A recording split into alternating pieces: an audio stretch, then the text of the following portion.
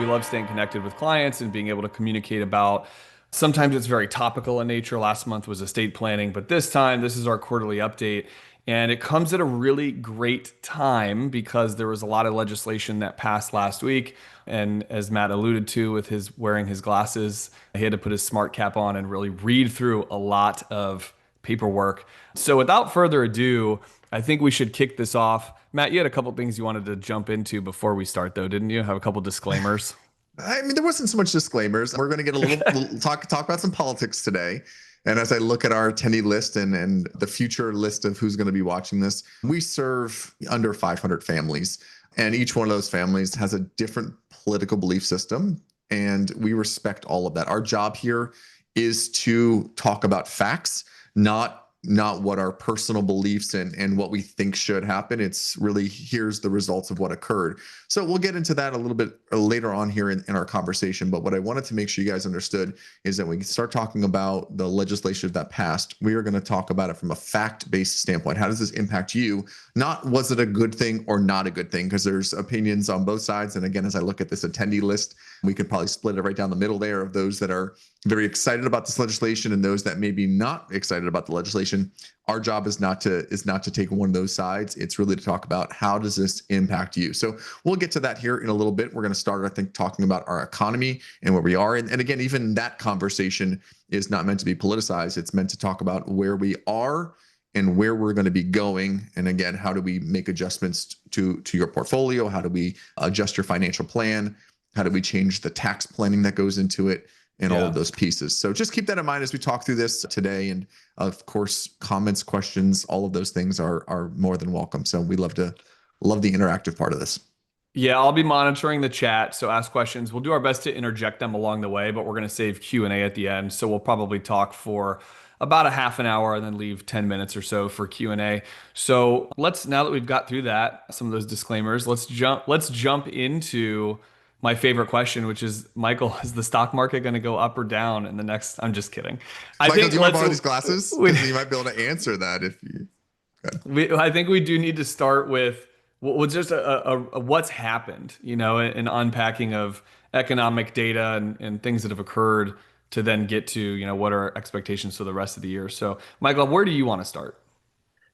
Let's start a little bit with first and second quarter. So obviously, Okay. second quarter just ended. We're leaning into the second half of the year.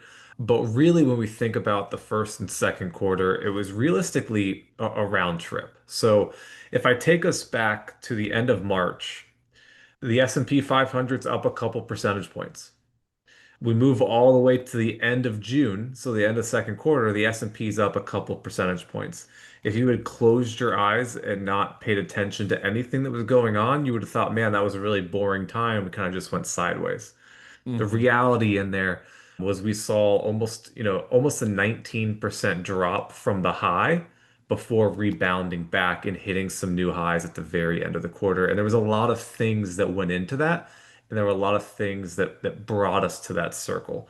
So I really wanted to start with looking at the economy and specifically earnings and GDP, because those are the things that really are going to tell the story of the economic fundamentals to start with. So, John, do you have, and if not, I can pull it up here. Do you have the perfect? Ready to This go. I is was I was ready to pull the trigger once you said it. Do we want to stay on awesome. real GDP growth for now? Yeah, we're gonna take a look at GDP growth, and this is a chart, a lot of colors, a lot of lines, a lot of rectangles. We're really looking over here at the far right. And in this far right, what you'll notice, and something that I think really went potentially unnoticed in all the noise of April, was that the first quarter's GDP was actually negative. And that in and of itself isn't necessarily surprising because oftentimes first quarter GDP for us is the most weak. And a lot of people ask that question. Then the reality is a lot of the country experiences cold, snowy weather in Q1. So oftentimes consumer spending is lower. The need to import things is lower. The economy just kind of operates at a slower pace because everyone's indoors and not doing as much. And then generally second, third, fourth quarter, things pick up. But what was interesting about Q1 of this year is how it was negative. Because if you look over there at the far right, you're going to see a big purple bar that's going down negative, and that is what's called net exports. And when we think about that, the way that's calculated is it's the value of the goods that we export, meaning the goods that we sell to other countries, and we compare that to what we buy from other countries. And if that is negative, that's an indication that we're buying a lot more from other countries than we are selling to those countries. And that should not come as a surprise that in first quarter, we began to buy a lot from other countries because way back in February, we announced the beginning of tariffs. Now, those first tariffs were on Canada and Mexico. However, as we got into March, we began to see there's a lot more tariffs coming down the pike.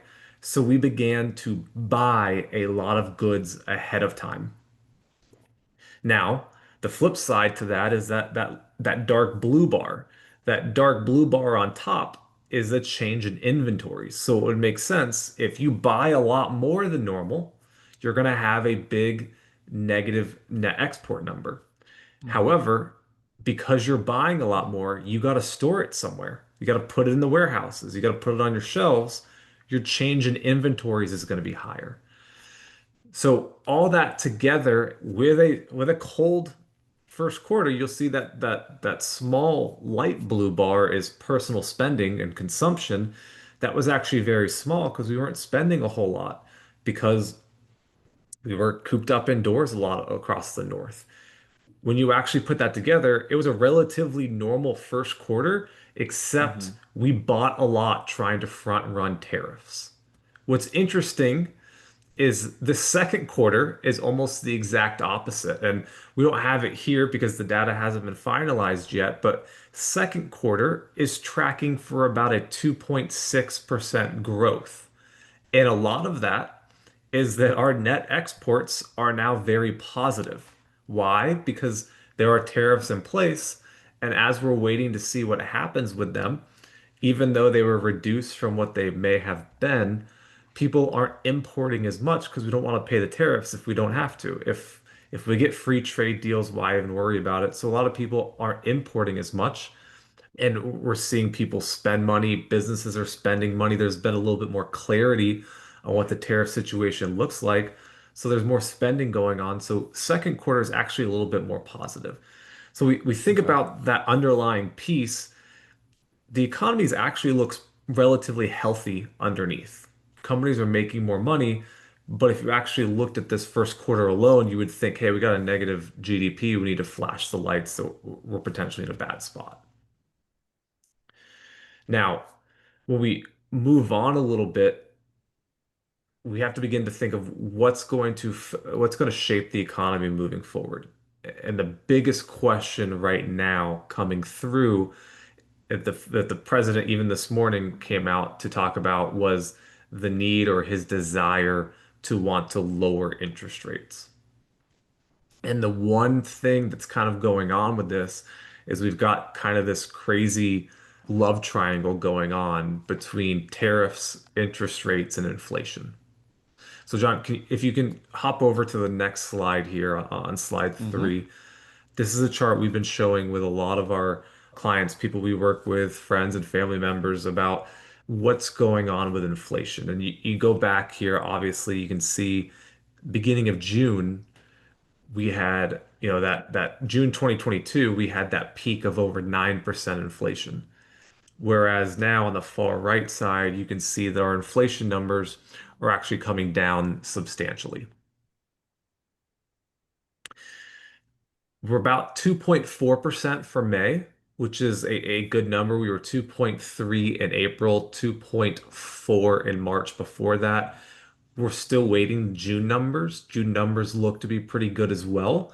So the question becomes, hey, if interest rates are at four and a quarter and the inflation is at 2.4, shouldn't you be cutting? Maybe you're a little too restrictive. Reason we're not cutting yet is that kind of going back to the GDP discussion, um, Hmm. the concern is that we may not have seen a lot of that inflation yet because we imported before the tariffs. We did not necessarily import a whole lot in the second quarter. And then now, if we do get drawdowns in inventory, we're going to have to begin to import in the third quarter, fourth quarter again. And if you're paying higher prices to import goods, that's going to show up in the inflation numbers in the short run.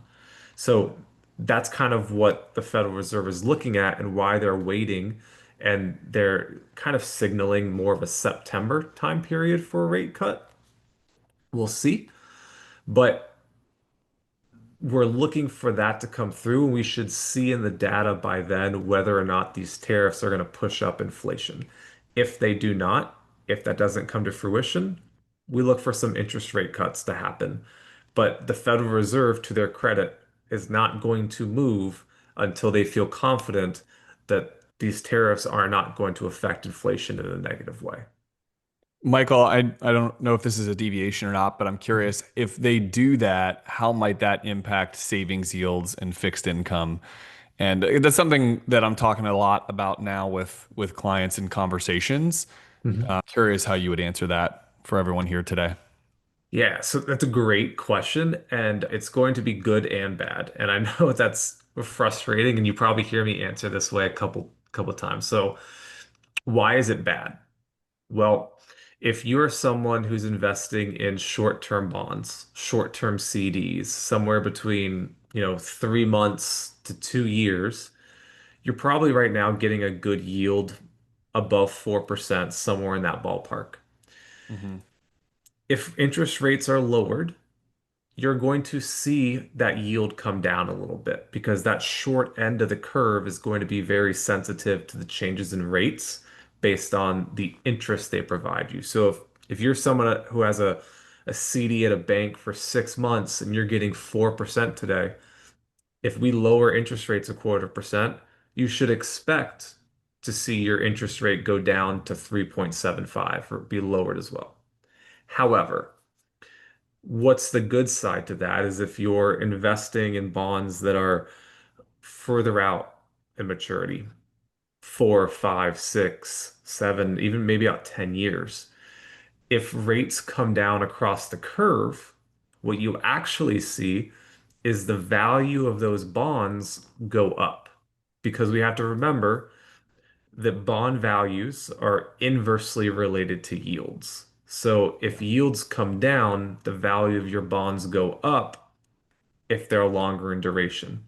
If they're shorter in duration, the value probably doesn't change, but your interest is going to go down. It's very complicated. However, I think the important thing to look at is regardless if rates go from 4.25 to 4 or to 3.75, bonds have a lot of value today where they did not have for the past 20 years. Yeah, we got a question about bonds, and I'll kind of paraphrase it a little bit, but essentially it's what types of bonds should we be owning in the portfolio? And for those of you that have heard me talk about bonds over the years, like everyone knows, I love that analogy of a seesaw because it's kind of like that, Michael. If Mhm. rates go up, bond prices go down, but if we're in a climate where rates go down, there's a lifting effect of bonds, and then that does, tying into the question, very much influence what types of bonds that we're owning. So you don't have to go too deep on that, but how would you answer that question? Yeah, I could write a dissertation on I bonds know and you. matching the different We'll for make I a different just we'll saw make an purposes. we'll make attendees. an article. I just saw two attendees dropped off. So you're boring them, Michael, with your bond No, I'm Yeah, just kidding. You're doing a good I job, buddy. Keep going. I don't know that you guys are going to want to hear the full dissertation on types of bonds, but realistically, the way I think about this is you want a mix of both short and intermediate. And you notice I didn't say long term bonds because when you look at the curve, which is what we call the interest rate curve, this is the relationship between rates and the time it takes to maturity, is what puts a curve together. The 10-year rate and the 30-year rate are only about a 0.5% away. You Hmm. don't get compensated for going out 30 years in bonds. you get a little bit more interest compared to being at 10. So I wouldn't suggest going out 30 because you're just not getting compensated for it. So I think Hmm. for most of our clients and our recommendations, we generally sit from 30 days to 10 years, but probably the overall portfolio, when you blend it all together, is probably between 4 and 5 years is where you'd want to be. Partly because that shorter end of the curve, very immune to changes in rates in terms of their price. So you're clipping that yield and you're getting true stability regardless of the market. Those bonds that are a little bit further out, 4, 5, 6 years, you're still getting a good yield, a better yield. But that's where when the market goes down, those bonds in theory should be going up in value. So you really get that seesaw motion for that. So you really need a combination of both. But this is the financial planner piece comes back to it. It really depends on your situation. What are we planning for and why is it there? I could make the case should be all short. I can make a case it's all intermediate. Most Hmm. people need a blend, but it's really your situation that garners that answer. Well, I think a lot of clients here have experienced that proactive nature of how, if you rewind a few years ago, it was very short in duration in the client portfolios that we're managing and now starting to move a little bit, not long duration, but Mhm. but adding a little bit of maturity to that for the exact reason that you mentioned. And Michael, I'm going to shift gears a little bit because I do have another question, which I guess it's probably more stock market related, so equities, but what would like are we anticipating more volatility throughout this year? And so paraphrasing the question, like, if another big market drop happens, what are we doing to be proactive in that climate and in that situation? And I think that actually ties in nicely with bonds because bonds also acts as a very good diversifier in a portfolio. And every client of ours knows that we've got this investment policy statement that is those guardrails to kind of make sure the portfolio stays in the confines of what their situation calls for. But there is some proactiveness there. And so maybe I guess two parts. What are your thoughts on upcoming volatility? And maybe just speak to, some of the things that how we're thinking about it. Yeah, and if you can, while we had this conversation, can you pull up that last chart? Because I think this really helps drive the point home. This is a chart here that shows the valuation of the S&P. It's not the price level, but how we value it. And to look Hmm. at this chart, there's a lot of lines here, but what you really need to know is that when that gray line is high up or higher up, that means the S&P is more expensive. It's I don't want to say overvalued, but it's at least fully valued.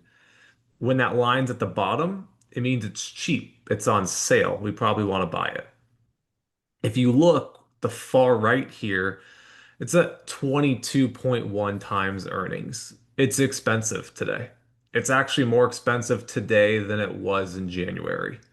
Hmm. We're a little bit higher on the S&P than we were in January. And I would ask this question, to you guys as well. Like, do you think we're in a better spot than we were in January in the sense of forward-looking volatility? And I won't make you guys answer it at the moment, but like my opinion would be that we've got more tariffs and barriers today than we had in January. We have some more certainty around it. Like we know that we're going to have deals. We signed deals with Vietnam, so we know what that's going to be. We have a deal with the UK, and apparently we're going to be announcing some more and everything else. But there are going to be more barriers. However, we're at a market high. And this is not me saying that I'm expecting, a recession or anything, but I would be surprised if there was not heightened volatility moving forward because we're at the top end of our range on valuations. This goes back to 1994. Over the past 30 years, we've been at this level two, three, Hmm. 4 times, right? And if you're at a top, there's only one way to go at some point. Now, Yeah. that you can go there for a couple different reasons. You can go there because earnings catch up to valuation. And we are seeing earnings growth across the board right now, and the economy is supportive. And we talk That's about good. this whole thing with AI, right? Like we're becoming more productive on our assets. So I can make the argument that companies are becoming leaner and we can see it in their earnings and margins, and they're becoming more productive, so we can support a higher valuation. However, I think we always talk about buying low, selling high. That's what everyone wants to do. And that means in moments like this, you have to sell some winners. You have to ring the cash register.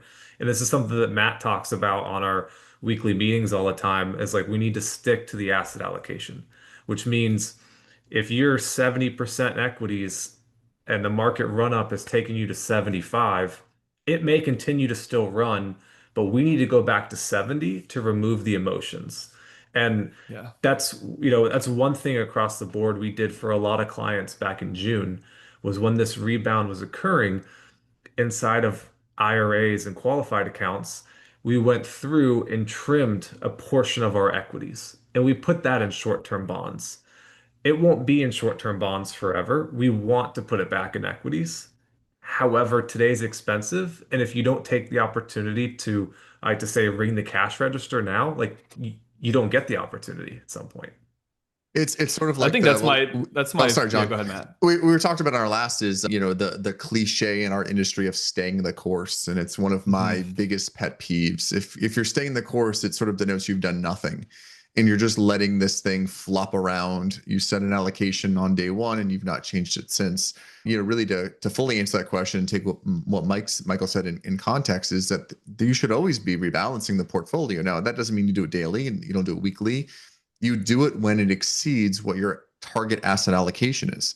So again, just as Michael said, if it's 70% stocks and 30% fixed income, and today you're at 75, it's not an emotional decision of, gosh, should I do this today? It violated the rule. And by violating the rule, you've applied a math-based answer to a very emotional problem. And by applying math as opposed to gut, or is today the good day or not the good day, you take all of that emotion away, and you'll notice we're constantly making those small tweaks to the portfolios.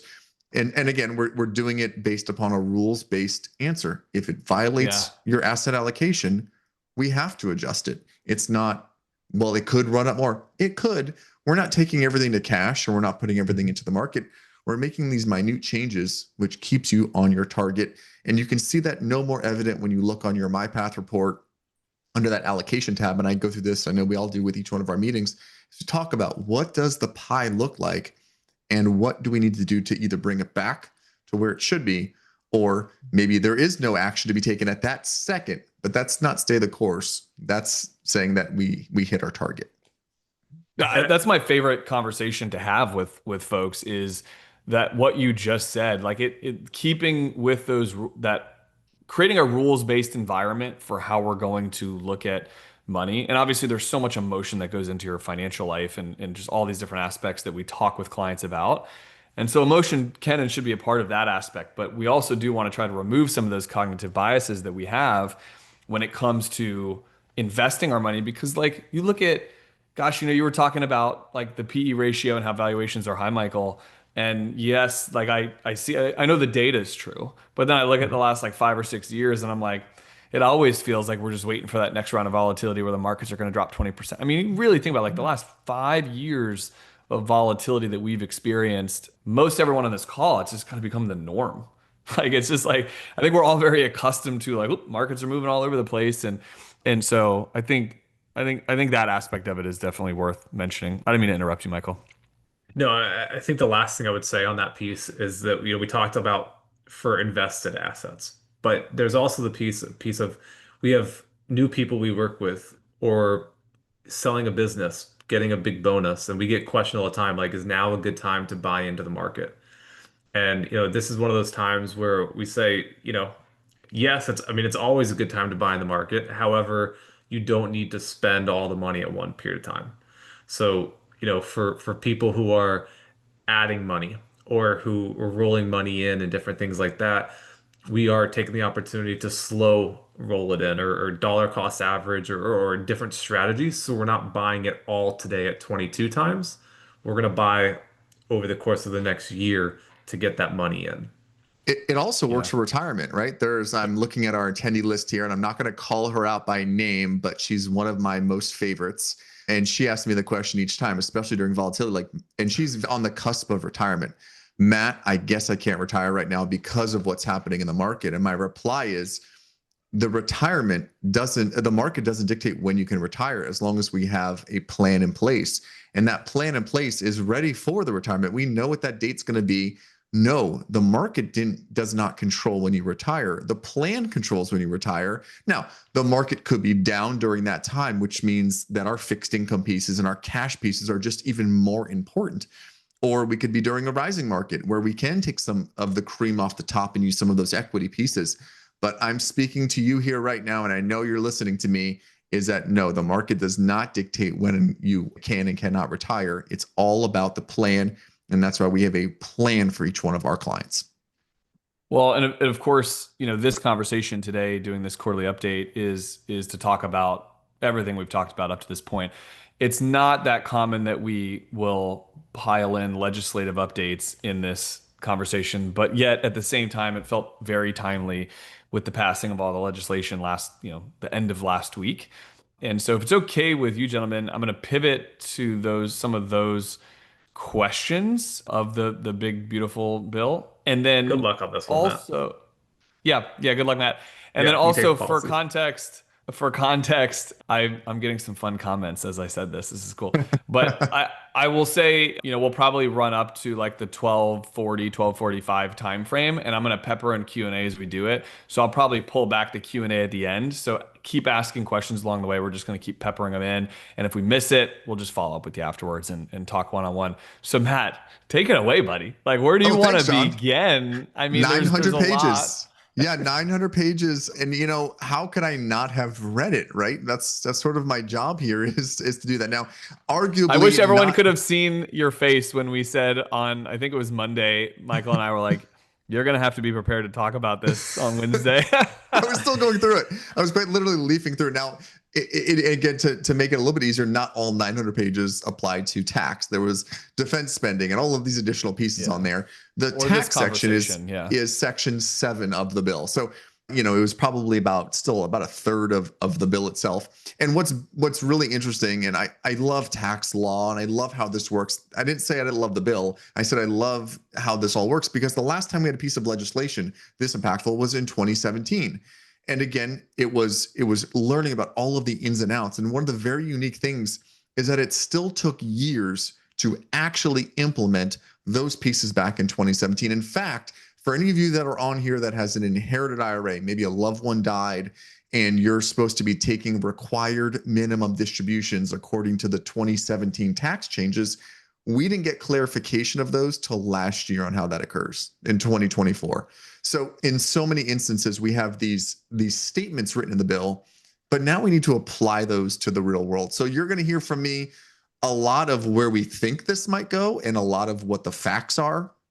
It might take a few years in some of these cases to understand how does it actually break down and where do we put that on your tax return?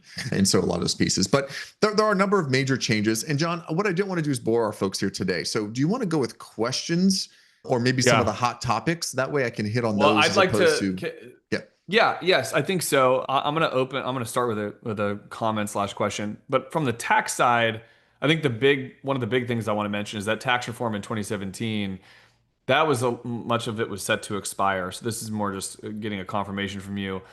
A lot of those things we're seeing extended and or expanded in some ways. Is that correct? So things like the Yeah. standard deduction.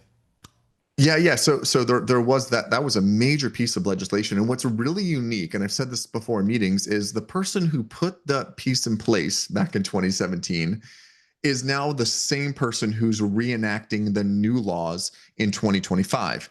And in most situations, that doesn't work. Very few instances have we had a president, and I don't know my presidential law very well or history, that there has been a president who put a tax law in place that was set to expire in 7 years, and that same president is now reenacting it. Most of the time you've gone through, even if a president had back-to-back terms, You then had a new president come in when those sunset or expire. And that's a very unique situation we are here right now. So, yes, John, a lot of these rules that we're going to talk about, these laws, are just an extension of what occurred and maybe a small little bump up or down based upon some of those changes. Well, I think one of the big ones affecting, especially our retirees that are on this call, that I want to mention is for the next several years, there is a personal exemption. If you could talk a little bit about that, it's a personal exemption, right? But it's a six thousand Yeah. dollar. And the question I'm getting, so I'll just get to the question, is will I no longer need to pay taxes on my Social Security benefit that I receive? And the answer is kind of complicated because there is an Well, indirect benefit to that, but yeah. not a direct benefit.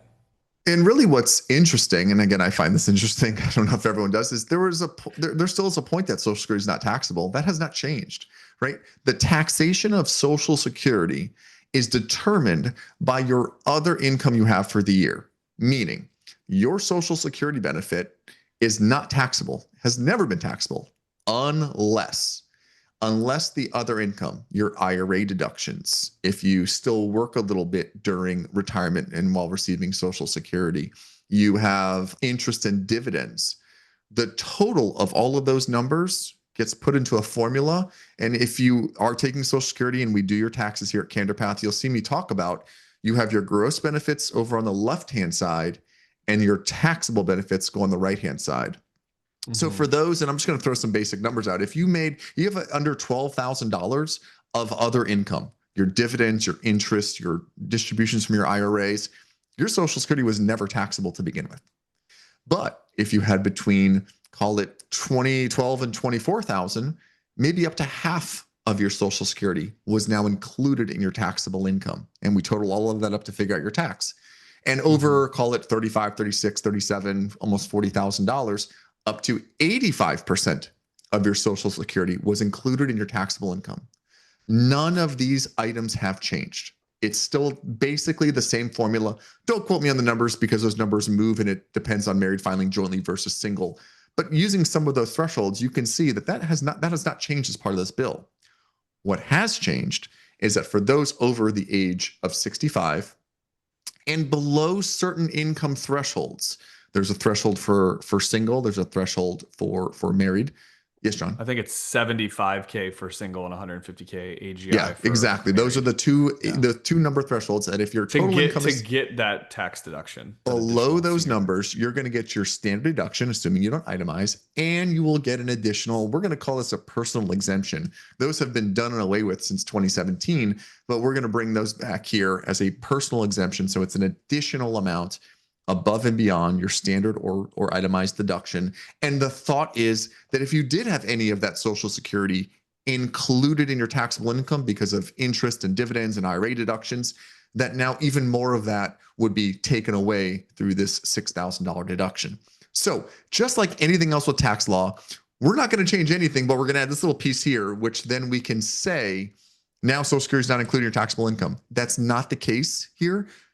Depending on your income, your Social Security still will be, but you will get that additional bump up, assuming you stay below those adjusted gross income limits. And you will still get over the age of 65, there's like an additional standard deduction number. You'll still get Correct. that. This is an addition to that number. This doesn't replace that number. So it's like, I think if you're single, it's like 1950 or something on top of the standard Yeah, deduction. You'll still continue to get that. I'm getting a comment on the child tax credit. Can we talk about sure. that? That was set to Yeah, sunset. It was going to go back to, I think, 1K. Now it actually 1,000. it's going up 1,000. Sorry, Yep. I'm speaking fast. We got 10 minutes left. It's going up to 2,200 now. Is that right?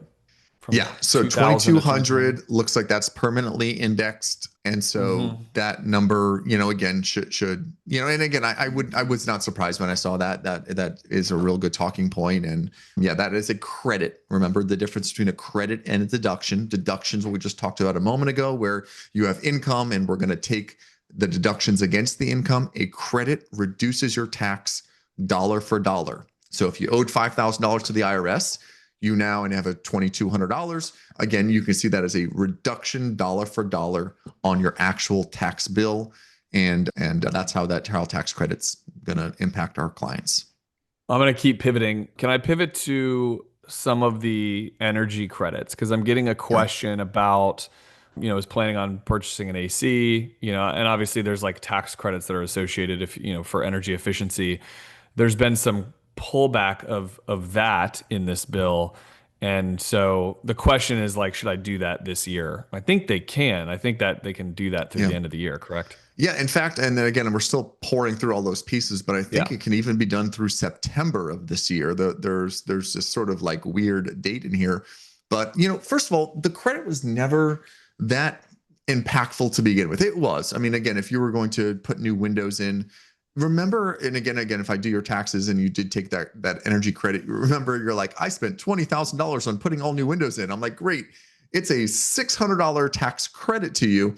Listen, every dollar helps, and I get that. And again, not being completely bipartisan here, I don't know if it's right or wrong to be encouraging green energy or not. That's not the point of this. It's what the facts are. But yes, the rollback is taking place not only for home energy, but also a big piece here for those that are fans of electronic vehicles is the credit for that is as well being taken. And obviously that has been a great amount of talk in our political system. Yeah, Yeah. I think we'll get some more facts to you. There are some different dates on things. So it looks like the Mm-hmm. electronic vehicle purchase is maybe what you were saying, like September of Mm-hmm. this year, Mm-hmm. but then I think the residential clean energy might be through the end of this year. Mm-hmm. So there's different dates to different aspects of this, which is kind of interesting. Another question that frankly I don't I think I have like a loose answer to, but the question is, are there changes to the open market insurance and premiums? So I think what this question is referring to is Affordable Care Act tax subsidies that one might get, especially for our clients that are fit in this segment of early retirement, but needs health insurance before Medicare. I'm looking at this and reading it that it will have an impact to those tax subsidies. I just don't think we know exactly what that means yet. Do you have any opinion? Yeah, there was one little weird line. Again, I quite literally did read through the whole thing, and it talked about for those that are intentionally getting on Affordable Care Act during mid-year, and that there was. And again, I don't know how this is going to be enforced, and I don't think it's going to really impact a ton of people here. But there are, I guess, the point is that there are a lot of little nuances that we still need some time to go through to understand how it's going to work. I think largely, though, John, I didn't see anything that was major in changing the current structure we have right now for our clients. It was weird things like that where a mid-year solely for the purposes of getting on Affordable Care Yeah. Act, you would be denied the premium tax credit. So it was Like a these tight, one-off like a things. tighter eligibility requirements. Yeah, Well, yeah, we'll keep doing research on that and provide. We might even do an update on that for our clients when the time comes. Because again, like the when legislation like this comes through, there's then an understanding of things are open to interpretation. So I think we need to have like more sure. specific facts on stuff like that. Matt, I'm jumping all over the place, but this is cool. So getting a question about SALT, Oh, salt. state and local tax deduction. So there's been some cap changes on that. So the question is like, does this potentially impact doing a standard deduction versus being able to itemize? That's the Yeah, thought. great question. And yes, I Because in think this is going to theory, be the most impactful for our out of Florida and amongst the what is it 39 states, I don't know, whatever it is that has a state tax, hmm, certainly going to be impactful for that. Now, there are going to be some income limits, but they're really actually quite high. I think it's, as I'm reading right now, it's about $500,000 of income before it starts to phase out. And so we do have, again, a number of clients in that position where there will be a phase out. That phase out still cannot go below 10,000 of state and local taxes. But okay. yes, as you just alluded to, the number does go up to $40,000 of deductions here. And again, being completely bipartisan for those that are living in states with state tax and we're not able to take that full deduction. It really kind of felt like a double taxation if you're paying federal income taxes on your state tax and you still have to pay the state tax to the state entity. So for this one, again, it's at least for 3 years Hmm. or yeah, 3 years, 4 years, it goes through 2029 that you will have that additional state and local income tax deduction up to 40,000. Okay. And then my favorite question I'm reserving for the end, and then we'll let you decide what else you want to talk about on this legislation. So these Trump accounts. Trump accounts. So there's the way that I'm understanding it, and I'm getting asked like, is this like is this real? But like, so basically, like, if you have children born between 20 or grandkids, this applies to a lot of our clients have grandkids born between 2025 to 2028.